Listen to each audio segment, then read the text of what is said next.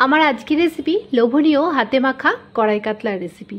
এইভাবে যদি বন্ধুরা তোমরা হাতে মাখা কড়াই কাতলার রেসিপিটি বাড়িতে একবার ট্রাই করে নাও, তাহলে আর কথা দিচ্ছি অন্য কোনো কাতলার রেসিপি তোমাদের ভালোই লাগবে না।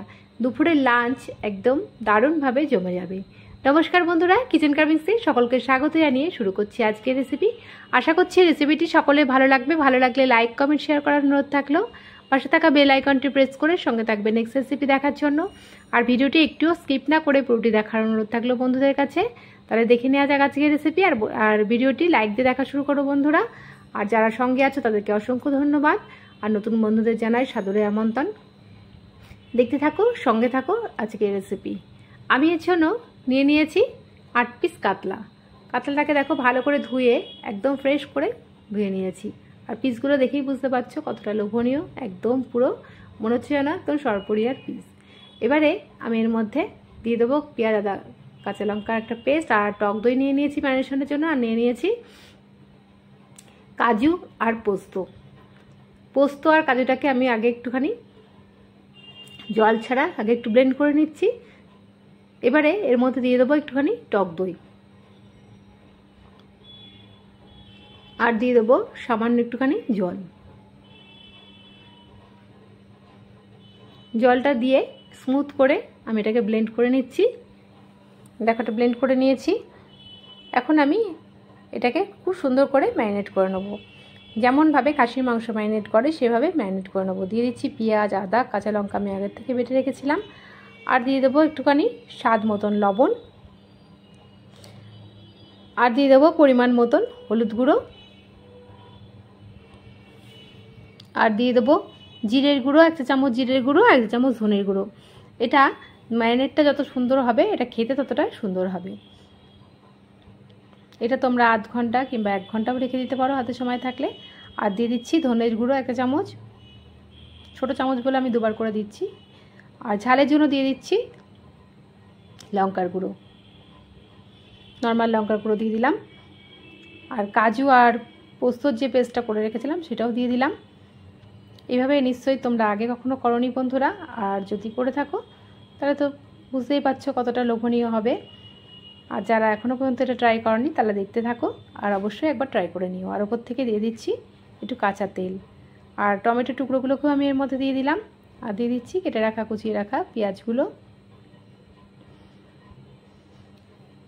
এবারে খুব সুন্দর করে এই ম্যারিনেটটা সেরে নেবো। আর দিয়ে দেবো একটু কালারের জন্য কাশ্মীরি লঙ্কার গুঁড়ো। এটা যত বেশি ভালো করে ম্যারিনেট করা হবে এটার স্বাদ তত বেশি খুলবে। আর এটা ভালো করে ম্যারিনেট করলে ভেতরে মশলাগুলো ঢুকবে, এটার টেস্টটা তত বেশি বাড়বে। তোমরা চাইলে এটাকে 1 ঘন্টাও রেখে দিতে পারো হাতে সময় থাকলে। এবার ওপর থেকে আমি কাঁচা লঙ্কাগুলো, চিরা কাঁচা লঙ্কাগুলোকে একটু সাজিয়ে দিচ্ছি।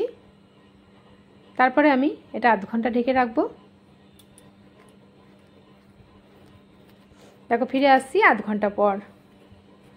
এবারে আমি ওভেনে একটা কড়াই বসিয়ে দিয়েছি। কড়াইটা গরম হয়ে গেলে এবার দিয়ে দেবো আমি সর্ষের তেল। রান্নাটা অবশ্যই সর্ষের তেলে করবে। তেলটা দেখো ভালো করে গরম করে নিয়েছি। আর ফোড়নে দিয়ে দেবো একটু গোটা জিরে আর গোটা গরম মশলা, এলাচ, লবঙ্গ, দারচিনি। এবার এটাকে একটুখানি ভালো করে নেড়ে চেড়ে নেবো যতক্ষণ না একটা ফ্লেভার আসছে, 10 থেকে 15 সেকেন্ড। এবারে আমি ম্যারিনেট করে রেখে দেওয়া মাছগুলোকে আমি এর মধ্যে দিয়ে দিচ্ছি।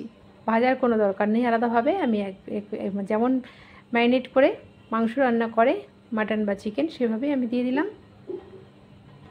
দেখো ভালো করে আমি এটাকে নেড়ে চেড়ে নিচ্ছি, মশলাগুলোকে একদম এক জায়গায় করে নিচ্ছি। তারপরে আমি এটা ঢেকে রাখবো। আর এর মধ্যে আমি দিয়ে দেবো সামান্য পরিমাণ একটুখানি জল দিয়ে দেবো, মিক্সি দেওয়া জলটা দিয়ে দেবো, কাজু পোস্তর যে জলটা রেখেছিলাম মিক্সির মধ্যে সেটা দিয়ে দেবো। তারপরে দেখো খুব সুন্দর করে নেড়ে নিচ্ছি। দেখো এখনই যেন মনে হচ্ছে রান্নাটা হয়ে গেছে, দেখে এতটাই লোভনীয় লাগছে। আর ওপর থেকে কাঁচা লঙ্কাগুলোকে আমি ছড়িয়ে দিচ্ছি, চেরা কাঁচা লঙ্কাগুলো। এবার ঢাকনা দিয়ে দিচ্ছি 15 মিনিটের জন্য। আর ভেতর থেকে পেপারটা যাতে না বেরিয়ে যায় আমি এটা লবঙ্গ দিয়ে দিলাম মুখে। প্রথমে আমি 10 মিনিট আঁচটাকে বাড়িয়ে তারপরে কমিয়ে নিয়েছি। ফিরে আসছি 15 মিনিট পর। দেখো আমি 1 পিঠ উল্টে দিচ্ছি কাতলাগুলো। 15 মিনিট পর দেখো মাছগুলো 1 পিঠ করে হয়ে গেছে। আমি একটু উল্টে দিলাম ঢাকনাটা খুলে। যাতে মাছের মধ্যে মশলাগুলো খুব সুন্দর করে ঢোকে। তারপরে আমি আবারও ঢেকে দেবো একটু নেড়ে চেড়ে নিয়ে। আর এই সময় ফ্লেমটাকে কিন্তু একদম ঝিমে আঁচে রাখতে হবে যাতে পুড়ে না যায়। আবারও আমি মিনিট 5 জন্য ঢাকনা দিয়ে দিলাম। দেখো ফিরে আসছি 5 মিনিট পর। 2 পিঠই হয়ে গেছে মাছের। আর উপর থেকে দিয়ে দিচ্ছি আমি একটুখানি ধনেপাতা দিলে খুব সুন্দর একটা ফ্লেভার আসে। দেখো আবারও আমি একটুখানি উল্টে পাল্টে নিচ্ছি একটু খুন্তির সাহায্যে। দেখেই বুঝতে পারছো কতটা লোভনীয় হয়েছে। এবার আমি একটু স্ট্যান্ডিং টাইমে রেখে দিলাম। ফিরে আসছি 5 মিনিট পর। এবারে আমি একটা প্লেটের মধ্যে সার্ভ করে নিচ্ছি। দেখতেই পাচ্ছ কতটা লোভনীয় হয়েছে। একদম গরম ভাতে দুপুরের লাঞ্চ একবারে জমে যাবে। এটা গরম গরম ভাতের সঙ্গে দুর্দান্ত লাগবে।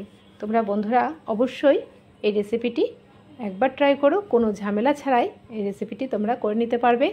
দেখেই বুঝতে পারছো কতটা তাড়াতাড়ি হয়ে গেল। একদম নির্ঝঞ্ঝাট রেসিপি। তোমরা আজই একবার ট্রাই করে ফেলো।